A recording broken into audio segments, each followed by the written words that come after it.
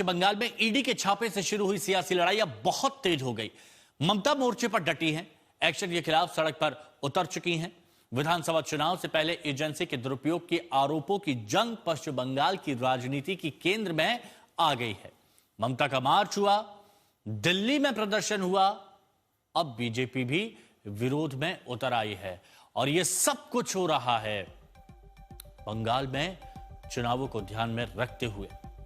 एड़ी चोटी का जोर एक दूसरे के घेराव का लगाया जा रहा है। जनता के सामने यह बताने की कोशिश की जा रही है कि हम सही राह पर हैं और सामने वाला गलत राह पर। ममता कह रही है कि चोर की तरह क्यों आए, डेटा ले जा रहे थे, आमने सामने की लड़ाई करें। बंगाल ना झुका है और ना ही झुकेगा। 26-এ আমাদের পতন হবে না, তোমাদের পতন হবে, তোমাদের অধঃপতন শুরু হয়ে গেছে। দিল্লিতে বিজেপি সরকার থাকবে না, থাকবে না, থাকবে না। ईडी का छापा और बंगाल में शुरू हुई सियासी जंग की गूंज दिल्ली तक पहुंच चुकी है। ममता ने मोर्चा संभाल लिया है और अब बीजेपी को दिल्ली की सत्ता से हटाने का दावा कर रही है। पहले ईडी के छापे के दौरान दीदी एजेंसी के सामने दीवार बन गई। अगले दिन इस कार्रवाई के विरोध में कोलकाता की सड़कों पर उतर गई। ममता ने बीजेपी पर हमला बोला। आईपैक के दफ्तर और प्रतीक जैन के घर जो कुछ हुआ उसे आत्मरक्षा में उठाया कदम बता दिया। আমি কাল যা করেছি as a all India Trinamool কংগ্রেসের চেয়ারম্যান করেছি এবং যা করেছি আমি কোনো অন্যায় করিনি। তুমি আমায় খুন করতে এসছো, আমার আত্মরক্ষা করার অধিকার আছে, চোরের মতো কেন এসছো? यूं तो विरोधियों पर तीखे और आक्रामक हमले ममता बनर्जी की राजनीति की बुनियादी पहचान है, लेकिन इस बार चुनावी जंग से पहले ममता बनर्जी का ये अंदाज चरम पर पहुंच गया। आरोप घोटाले की जांच की आड़ में डेटा चोरी का है और अंदाज आर पार की लड़ाई का। তুমি আমায় খুন করতে এসছো, আমার আত্মরক্ষা করার অধিকার আছে, চোরের মতো কেন এসছো? তুমি চুরি করে সব মানুষের এসআইআর এর ডাটা তুলে নিয়ে যাচ্ছিলে। তুমি আমার বিএলএ 1 এর ঠিকানা, বিএলএ 2 ঠিকানা, সাধারণ মানুষের দরখাস্ত। बंगाल में चुनाव से पहले एसआईआर पर खींचतान थी। घुसपैठ के मुद्दे पर बीजेपी ममता सरकार को घेरने में लगी थी, लेकिन ईडी के एक्शन को हथियार बनाकर ममता का हमला शुरू हुआ तो बीजेपी भी मैदान में उतर पड़ी। देखिए, हम लोग कोयला चोर देखा, बालू चोर देखा, अभी नया फाइल चोर, और स्वयं मुख्यमंत्री ने किया, ये बहुत बड़ा चोरी किया। और ईडी जब रेड कर रहे थे उसमें जाके असंवैधानिक तरीके से वो और उनका जो पुलिस अधिकारी ने चोरी किया है, इसके लिए ये जो जिसका मुख्यमंत्री है, जो जनता का मुख्यमंत्री है, शपथ लेके संवैधानिक प्रोसेस में ये मुख्यमंत्री हुआ है, लेकिन अभी जो असंवैधानिक काम किया है इसके लिए उसको खुद को पद में रहना नहीं चाहिए। बंगाल में चुनाव से पहले जांच एजेंसी के एक्शन पर जबरदस्त जंग है। ममता बनर्जी ने हमलों की कमान संभाल ली है। उधर बीजेपी ने घोटालों के आरोपों पर ममता को घेरने की रणनीति तेज कर दी है। आज तक ब्यूरो।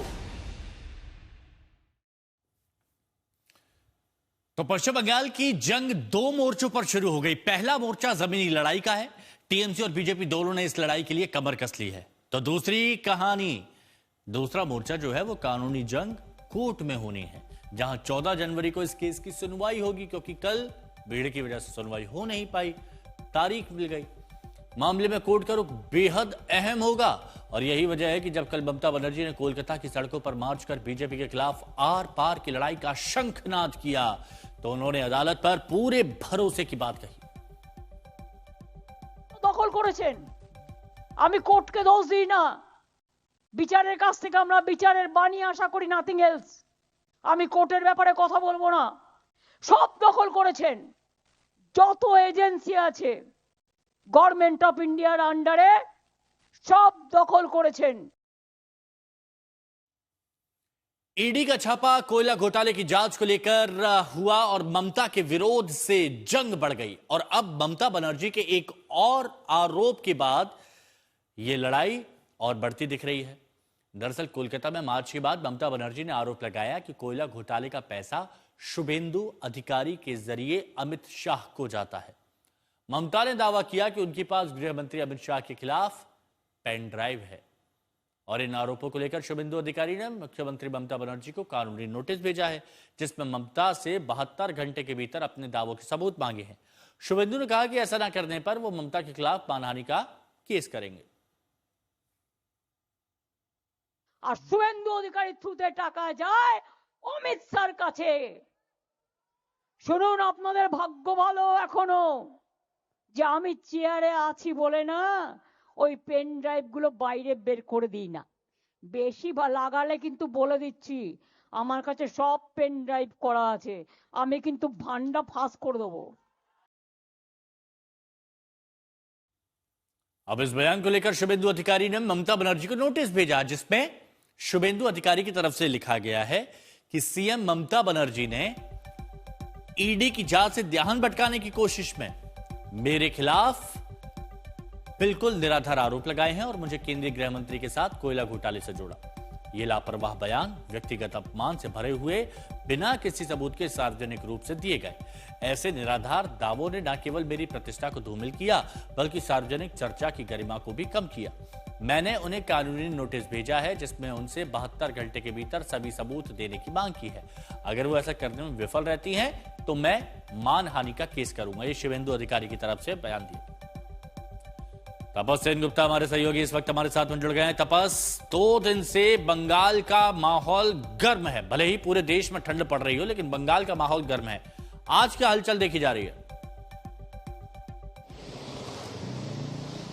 जी देखिए हिमांशु, पश्चिम बंगाल में ठंड के बावजूद भी जो राजनीतिक पारा है वो ऊपर चढ़ता हुआ नजर आ रहा है। पहले से ही एसआईआर को लेकर बीजेपी और तृणमूल कांग्रेस आमने सामने थी, लेकिन ईडी की इस छापेमारी के बाद जो सामने आ रहा है कि आने वाले दिनों में ये राजनीतिक जो पारा है वो और भी चढ़ेगा, क्योंकि जिस तरीके से एक तो सड़कों पर लड़ाई है, दूसरी कानूनी लड़ाई है। ममता बनर्जी ने ये तो साफ कर दिया, एक नैरेटिव उन्होंने सेट कर दिया कि आने वाले चुनाव में एसआईआर के साथ ईडी और सेंट्रल एजेंसी को जिस तरीके से केंद्र सरकार इस्तेमाल कर रही है, ये उनके पास एक बहुत बड़ा हथियार होगा। तो दूसरे छोर पर कानूनी लड़ाई अपनी जगह है। पूरी निगाहें इस समय है 14 जनवरी उस सुनवाई पर है, जो सुनवाई कल होनी थी, जहां ईडी ने गुहार लगाई थी कि इस तहकीकात को आगे ले जाने के लिए कोर्ट से डायरेक्टिव मांगा गया था और पूरे इस मामले को लेकर एक जांच प्रक्रिया चलाने की बात हुई थी।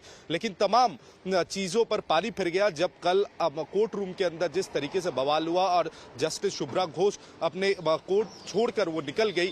तो इसके बाद 14 जनवरी का जो डेट है वो तय किया गया। लेकिन अब ये कुल मिलाकर देखना कि बीजेपी, तृणमूल कांग्रेस, शुभेंदु अधिकारी, ममता बनर्जी एक दूसरे के ऊपर आरोप प्रत्यारोप लगाते जा रहे हैं। लगातार एक तरफ कानूनी जंग तो चलेगी, साथ में सड़क पर जो उतर के जो लड़ाई है, जो ममता बनर्जी को स्ट्रीट फाइटर कहा जाता है, वो सड़क की लड़ाई भी आगे जाकर काफी ज्यादा बढ़ने वाली है। तो आने वाले 2026 का चुनाव पश्चिम बंगाल में काफी ज्यादा महत्वपूर्ण होने वाला है, खासकर तृणमूल और बीजेपी के लिए। हर रंग देखने को मिलेगा, हर रंग देखने को मिलेगा।